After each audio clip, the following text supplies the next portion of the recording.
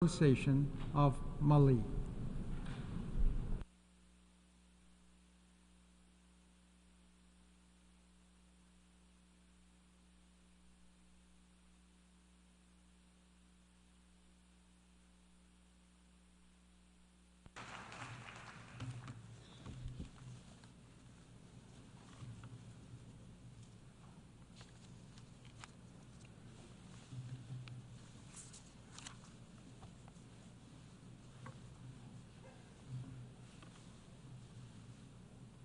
Monsieur le Président de l'Assemblée générale, Mesdames et Messieurs les chefs d'État et de gouvernement, Monsieur le Secrétaire général de l'Organisation des Nations unies, Mesdames et Messieurs, à l'entame de mes propos, je voudrais vous adresser les chaleureuses salutations de Son Excellence le colonel Assimi Goïta, président de la transition, chef de l'État du Mali, celles du gouvernement et du peuple malien.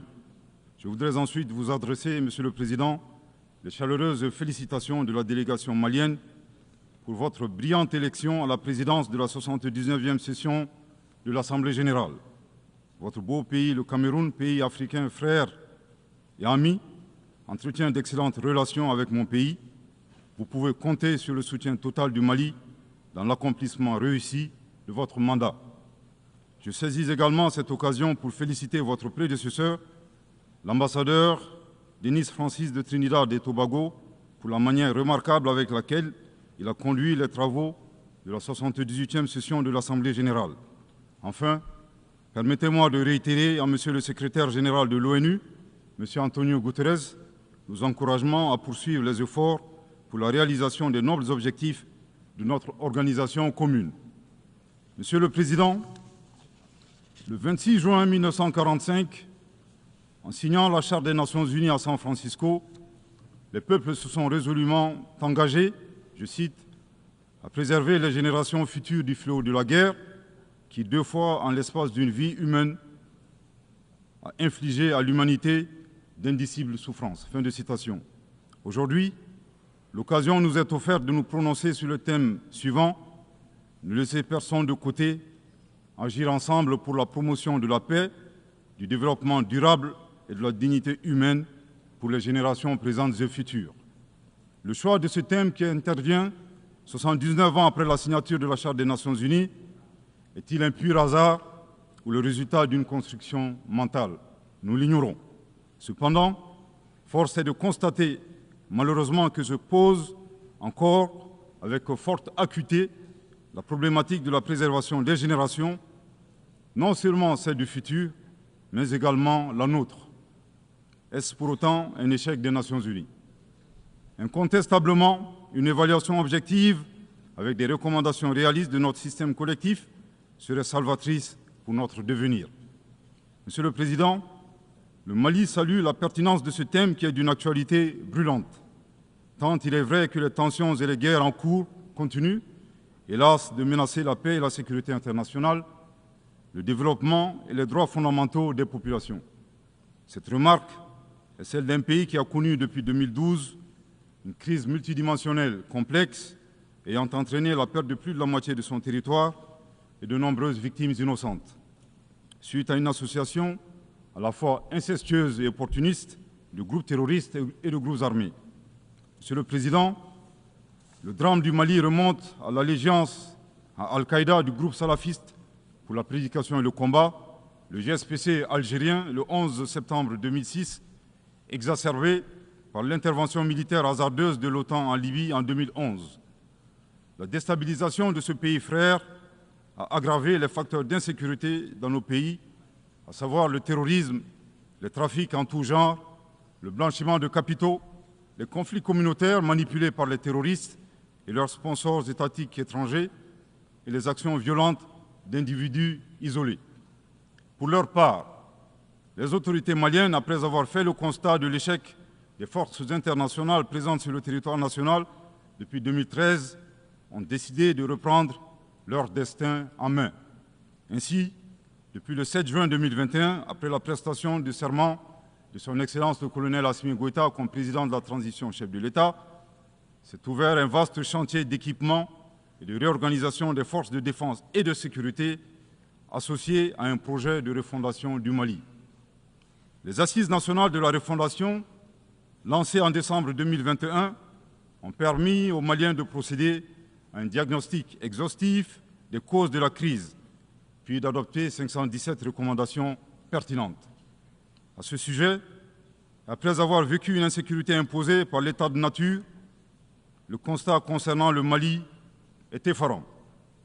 Violenté, humilié, pillé et torpillé, abandonné en plein vol, poignardé dans le dos, les expressions ne sont pas limitatives pour décrire la souffrance subie par le peuple et les forces de défense et de sécurité maliens.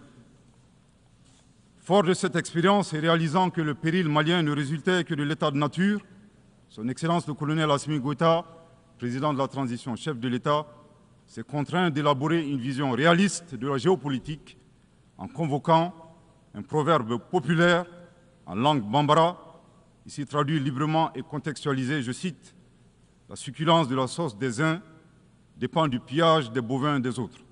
Fin de citation. Thomas Hobbes, décrivant l'état de nature de manière identique, affirmait, je cite, que l'homme est un loup pour l'homme. Grâce à ce proverbe qui fait référence à la gastronomie et à la cinégétique, le chef de l'État décrit la dure réalité impitoyable des relations internationales et surtout la place de l'Afrique, dont le pillage des matières premières a servi au développement des autres et non celui des Africains dans leur grande majorité.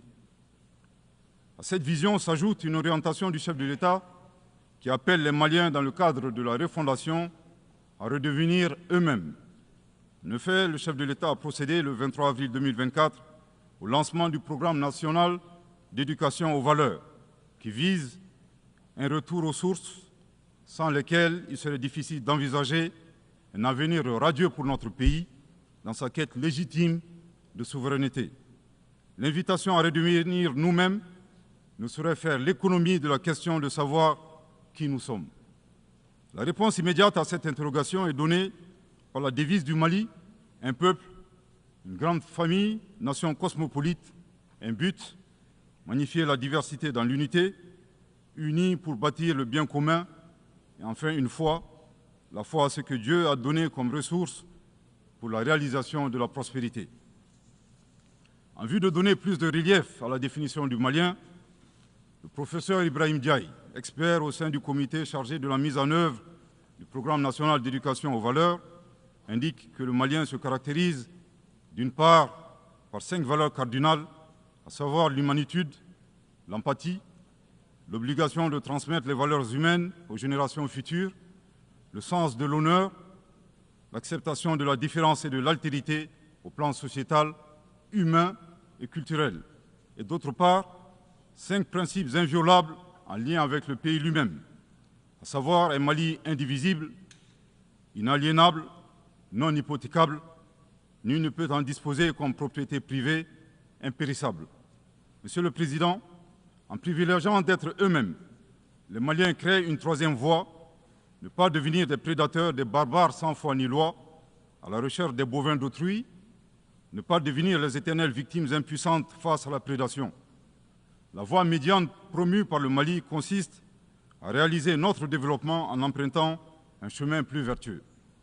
Veiller au respect de notre souveraineté tout en respectant celle des autres. Refuser l'hétéronomie tout en refusant de nous ingérer dans les affaires intérieures des autres. Être ouvert à tous les partenariats sur une base gagnant-gagnant. Aussi, il est important de relever que ces principes et valeurs caractérisent, mutatis mutandis, les peuples frères du Burkina Faso et de la République du Niger. Concernant le processus de transition politique au Mali, il convient de rappeler que, à l'issue des Assises nationales de la refondation, le peuple malien a fait le choix de mener des réformes politiques avant d'organiser les élections, en vue d'ancrer profondément une gouvernance vertueuse. La mise en œuvre des recommandations des Assises a permis d'engranger des résultats tangibles, notamment la mise en place de l'autorité indépendante de gestion des élections, l'adoption de la nouvelle Constitution le 22 juillet 2023, suite à un référendum bien organisé, le parachèvement de la réorganisation territoriale et administrative, le renforcement de la lutte contre la corruption et la transparence de l'action publique, la relecture du code minier plus équitable et favorisant le contenu local. Monsieur le Président, soucieux de pérenniser l'unité nationale, fondement de tout développement, le chef de l'État a annoncé le 31 décembre 2023 la tenue du dialogue intermalien pour la paix et la réconciliation afin, dit-il, d'éliminer les racines des conflits communautaires et intercommunautaires dans le but ultime de réconcilier les communautés. Respectant une approche participative et inclusive, le dialogue intermalien qui s'est déroulé en 3 phases, communale, régionale et nationale, a permis aux Maliens de l'intérieur et de la diaspora d'échanger en toute transparence en vue de trouver des solutions endogènes de prévention, de gestion et de règlement des conflits. À la différence de l'accord pour la paix et la réconciliation issu du processus d'Alger, dont certains groupes signataires ont ouvertement basculé dans le terrorisme et qui était devenu un prétexte pour certains États de s'ingérer dans les affaires intérieures du Mali. Le dialogue intermalien a permis aux Maliens de laver leur linge sale en famille sans aucune interférence extérieure. Après la fin de l'accord d'Alger le 25 janvier 2024, aujourd'hui, le dialogue intermalien et ses recommandations officiellement remises au chef de l'État le 13 mai 2024 demeurent le seul cadre de règlement des conflits internes. Nous réitérons un appel à tous les Maliens à s'inscrire dans cette dynamique de réconciliation, une étape indispensable au retour à l'ordre constitutionnel apaisé et sécurisé grâce à l'organisation d'élections présidentielles. Sur le plan de la lutte contre l'insécurité, depuis que les forces de défense et de sécurité maliennes ont lancé des actions offensives de manière autonome, de nombreux succès ont été remportés sur le terrain de la lutte contre le terrorisme. Toutes les régions ont été reprises des mains des groupes terroristes, notamment la région de Kidal, le 14 novembre 2023, à la suite d'une opération militaire mémorable. Aujourd'hui, les groupes terroristes ont été sérieusement affaiblis. Les forces de défense et de sécurité sont déployées sur l'ensemble du territoire national. En outre, les actions offensives de nos forces se poursuivent pour démanteler les réseaux terroristes résiduels. Le gouvernement du Mali reste conscient que la réponse uniquement sécuritaire a ses limites. C'est la raison pour laquelle, en appui à l'action militaire, le gouvernement du Mali s'est doté d'une stratégie globale et intégrée ayant pour objectif la restauration de l'autorité de l'État sur l'ensemble du territoire national. Elle comprend des mesures politiques, administratives, de développement économique et social, y compris le dialogue avec les groupes armés et la fourniture des services sociaux de base à nos braves populations. En dépit de ces résultats fort appréciables, ces groupes criminels gardent encore une certaine capacité de nuisance dans leur tentative désespérée de porter atteinte à notre intégrité territoriale et de terroriser nos populations. Avec, et je me dois de le déplorer du haut de cette tribune, le soutien de sponsors étatiques étrangers. Les sponsors étatiques étrangers. Après des années de dénonciation de ces acteurs étatiques qui soutiennent le terrorisme international, les autorités ukrainiennes ont violé ouvertement et de manière inédite la Charte des Nations Unies ainsi que les conventions et résolutions pertinentes des Nations Unies relatives à la prévention et à la lutte contre le terrorisme. Lorsque des officiels de ce pays, ayant confondu la scène internationale et la scène de théâtre, ont avoué la participation active de leur pays à la lâche attaque terroriste ayant visé une patrouille des forces de défense et de sécurité du 24 au 26 juillet 2024 à Tinzaouatin, dans la région de Kidal. Monsieur le Président, au regard de la complexité de la situation au Sahel, et motivés par leur seul désir de prendre le destin de leur pays en main, Leurs Excellences, le capitaine Ibrahim Traoré, président du Faso, chef de l'État du Burkina, le colonel Assimi Goïta, président de la transition, chef de l'État du Mali, et le général de brigade Abdourahmane Tiani, président du Conseil national pour la sauvegarde de la patrie, chef de l'État du Niger, ont dans un premier temps institué l'Alliance des États du Sahel, une architecture de défense collective et d'assistance mutuelle dans la lutte contre le terrorisme, en signant la charte du Litpako-Gourmand le 16 septembre 2023. 10 mois plus tard, précisément le 6 juillet 2024, les pères fondateurs de l'AES ont souverainement décidé de transformer ce mécanisme en une confédération centrée sur 3 axes: la diplomatie, la défense et le développement, avant de parvenir à terme à une fédération. En si peu de temps, des résultats édifiants ont pu être obtenus dans la lutte contre le terrorisme grâce à la mutualisation des moyens de défense, des opérations militaires conjointement menées et un engagement sans faille à éradiquer le terrorisme.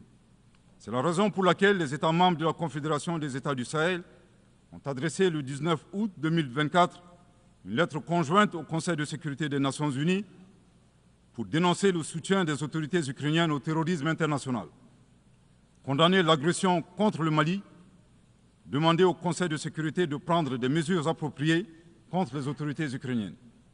Soit dit en passant, qu'il me soit permis de rappeler que ce nouvel envoi de lettres intervient pendant que le Mali attend encore la suite réservée à une précédente lettre de saisine du Conseil de sécurité des Nations Unies en date du 15 août 2022 afin d'exposer les actes d'agression français à son encontre ainsi que leur implication dans la promotion des 3 formes de terrorisme au Sahel, à savoir le terrorisme armé, le terrorisme économique et le terrorisme médiatique. Couvrant une superficie de 2 758 000 km², avec 71 millions d'habitants, majoritairement jeunes, un potentiel économique exceptionnel, un sous-sol riche de la quasi-totalité des éléments du tableau de Mendeleïev, la particularité de la Confédération des États du Sahel réside dans l'état d'esprit des chefs d'État, des peuples et des forces de défense et de sécurité de la Confédération, forts de leur dignité et de leur honneur. Motivés plus que jamais par le sang versé des leurs, décidés à combattre le terrorisme sous toutes ses formes et honorer la mémoire des victimes, civiles comme militaires, sahéliennes comme étrangères, de la barbarie, déterminés à défendre l'intégrité de leurs terres et assurer leur prospérité de manière pacifique. Comme le stipule le préambule de la charte du Liptako-Gourmand, qui fait référence à plusieurs organisations internationales, notamment la CEDEAO et les valeurs universelles. Au Seigneur de la guerre et du chaos, avec l'aide de Dieu, nous triompherons encore et toujours de vos œuvres funestes et diaboliques. Curieusement, depuis la création de l'AES, nous avons été surpris par l'hostilité farouche avec laquelle elle a été accueillie, en particulier par certains responsables de la CEDEAO, aux ordres d'entités impérialistes et néocoloniales. Le reste de l'histoire est connu. Amadou Hampâté-Bâ disait, je cite, « À trop vouloir jeter une grenouille qui vous dégoûte, elle finit par tomber dans une bonne mare. » Fin de citation. La Confédération des États du Sahel est ouverte à tous les investisseurs, à condition que le partenariat profite aux populations sahéliennes et à la condition de respecter la souveraineté des États. Monsieur le Président, c'est l'occasion pour moi de saluer les relations de coopération exemplaires et fructueuses entre le Mali et la Russie, la Chine, la Turquie, l'Iran et bien d'autres alliés sincères. Le Mali reste ouvert à tous les partenaires qui souhaitent l'aider à relever ces multiples défis. À cet égard, je réaffirme que le gouvernement du Mali reste disposé à poursuivre et à renforcer sa coopération avec l'ONU, notamment à travers les agences, fonds et programmes avec lesquels nous entretenons d'excellentes relations de coopération. Nous saisissons également cette opportunité pour saluer et reconnaître la sagesse de son Excellence, Monsieur le Président Abdelmajid Tebboune, président de la République algérienne démocratique et populaire. Le 29 août 2024, lors d'une tournée dans le sud algérien, vous déclariez que la Libye, le Niger et le Mali sont des nations fraternelles que vous soutiendriez et non desserviriez. Le peuple malien n'a pas été surpris par ces propos qui indiquent éloquemment votre panafricanisme à l'instar de vos célèbres prédécesseurs, dont feu le président Abdelaziz Bouteflika, affectueusement appelé Abdelkader Mali. Suite à son établissement à Gao et l'engagement des autorités maliennes à travers les actions suivantes. Offrir le territoire malien comme base arrière aux Moudjahidines, ouvrant ainsi un front sud. Participer aux affrontements armés contre le colonisateur français en déployant des combattants maliens aux côtés des Moudjahidines sur le territoire algérien pour défendre la liberté et la dignité des Algériens. Défendre la cause algérienne dans toutes les instances diplomatiques jusqu'au recouvrement de leur indépendance. Cependant, il est de notre devoir d'appeler votre haute attention sur les propos incongrus de vos collaborateurs, allant à contresens de votre souhait de promouvoir des relations harmonieuses avec vos voisins dont le Mali. Le 31 juillet 2024, le ministre algérien des Affaires étrangères déclarait que la crise malienne n'avait pas besoin de solution militaire. C'était un conflit entre frères. La solution ne peut être que politique. Au sujet de l'accord d'Alger, il a affirmé qu'il avait été bénéfique pour le Mali et avait préservé la souveraineté et l'intégrité territoriale du Mali. S'en départir par conséquent aura un impact négatif sur tous les acquis. En outre, le 26 août 2024, votre représentant permanent auprès des Nations Unies a déclaré, je cite, « Ce matin, j'ai appris par les médias qu'un drone a effectué une frappe dans le nord du Mali, tuant une vingtaine de civils. Ceux qui appuient sur la manette de ce drone n'ont de compte à rendre à personne sur ces frappes. » Fin de citation. De l'analyse des propos du premier, nous constatons une grave ingérence dans les affaires intérieures du Mali. En effet, la nature de la solution déployée par les autorités maliennes ne concerne que les Maliens. Depuis la fin de l'accord d'Alger, le 25 janvier 2024, les Maliens n'expriment qu'un seul vœu le concernant, que son âme repose en paix. Monsieur le ministre des Affaires étrangères, l'accord est bien et belle mort. Vos incantations ne serviront pas à le ressusciter. Vous me donnez l'occasion, d'une part, de vous réitérer que nul ne peut aimer le Mali plus que les Maliens, et d'autre part, de vous rappeler que le Mali et son peuple ne seront pas des spectateurs face aux assauts et l'adversité. Pour chaque balle tirée contre nous, nous réagirons par réciprocité. Pour chaque mot employé de travers, nous réagirons par réciprocité. À bon entendeur, tant pis. Quant aux représentants permanents algériens, en plus d'offrir le gîte et le couvert, certainement avec de succulents plats de tchèque-tchouka et de chorba, à des terroristes et des renégats en débandade, son rôle d'estafette désorienté ne contribue guère à la promotion des relations de bon voisinage. De ces propos, il ressort des accusations graves et infondées. D'une part, la qualification de la nature civile des victimes à partir des médias est aventureuse et diffamatoire. Et d'autre part, en affirmant que les opérateurs de drones n'ont de compte à rendre à personne, il alimente une campagne de désinformation contre le Mali, tout en soutenant l'idée que les voyantes forces de défense et de sécurité maliennes seraient incapables de piloter des drones. Il me plaît ici de rappeler que la montée en puissance des FAMA n'est pas une vue de l'esprit, mais une réalité tangible qui a permis de reprendre le contrôle de l'ensemble du territoire national. Concernant l'usage des drones, les opérateurs sont bien des Maliens qui agissent avec professionnalisme, à l'instar du reste des forces de défense et de sécurité maliennes, et traitent les cibles terroristes suivant des procédures conformes aux normes internationales. À titre de rappel, il y a quelques années, les acteurs de l'instrumentalisation des droits de l'homme, déterminés à ternir la performance antiterroriste de l'armée nationale algérienne, ont mis en exergue la question subversive du qui tue qui. Aujourd'hui, nous sommes troublés que le représentant permanent algérien ait rejoint la tendance manipulatrice des droits de l'homme pour s'attaquer à l'armée malienne. Le Mali exige de ces deux énergumènes diplomatiques qui cessent d'entrer dans l'histoire à reculons. Manifestement, ils ignorent tout à la fois de l'histoire entre les peuples frères du Mali et de l'Algérie et la contribution exceptionnelle du Mali à la guerre de libération algérienne, et certainement de la géographie, car ils considèrent à tort le Mali comme une wilaya, c'est-à-dire une province algérienne. Je répète, le Mali exige de ces deux énergumènes diplomatiques qui cessent d'entrer dans l'histoire à reculons. Manifestement, ils ignorent tout à la fois de l'histoire entre les peuples frères du Mali et de l'Algérie et la contribution exceptionnelle du Mali à la guerre de libération algérienne et certainement de la géographie, car ils considèrent à tort le Mali comme une wilaya, c'est-à-dire une province algérienne. Je répète pour une dernière fois, le Mali exige de ces deux énergumènes diplomatiques qui cessent d'entrer dans l'histoire à reculons. Manifestement, ils ignorent tout à la fois de l'histoire entre les peuples frères du Mali et de l'Algérie et la contribution exceptionnelle du Mali à la guerre de libération algérienne et certainement de la géographie, car ils considèrent à tort le Mali comme une wilaya, c'est-à-dire une province algérienne. Monsieur le Président, sur la situation régionale et internationale, le Mali reste très attentif au développement en cours en Afrique et dans le reste du monde. Ainsi sommes-nous préoccupés par le niveau de violence au Moyen-Orient, notamment dans les territoires palestiniens occupés. Le peuple malien réaffirme son soutien au peuple palestinien frère dans sa lutte légitime pour l'autodétermination.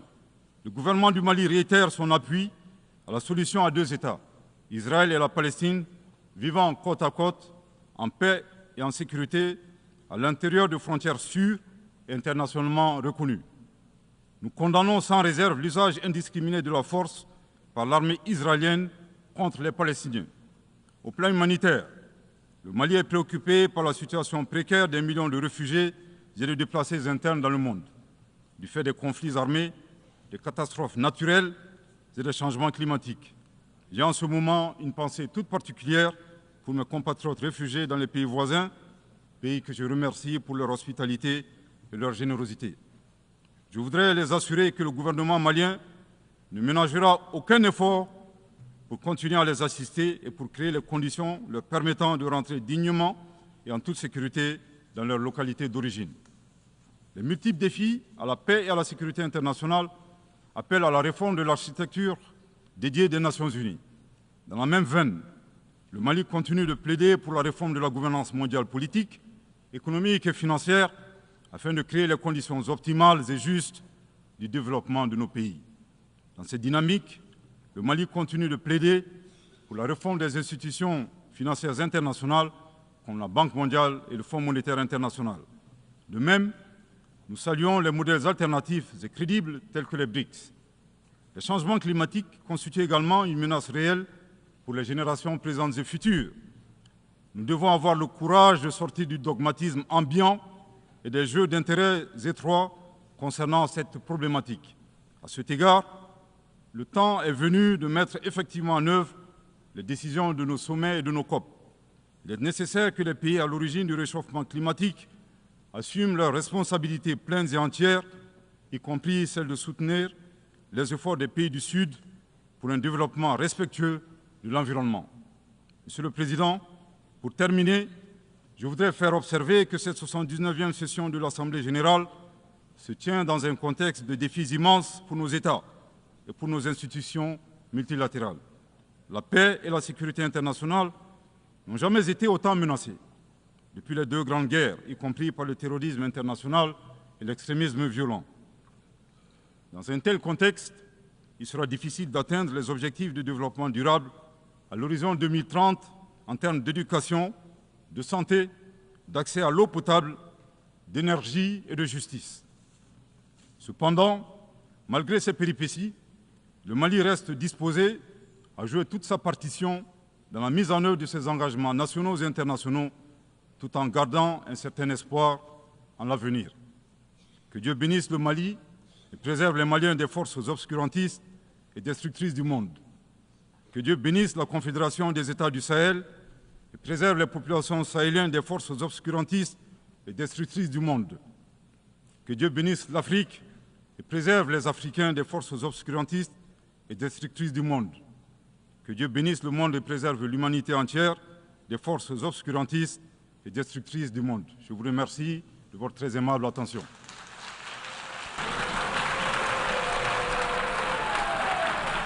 I thank the Deputy Prime Minister, Minister of State, Minister of Territorial Administration and Decentralization of Mali.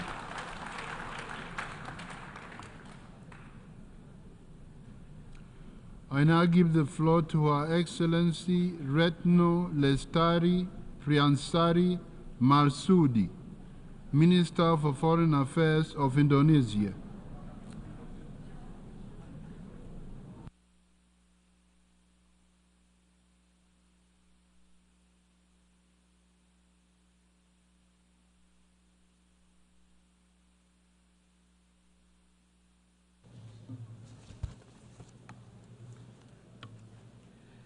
Bismillahirrahmanirrahim.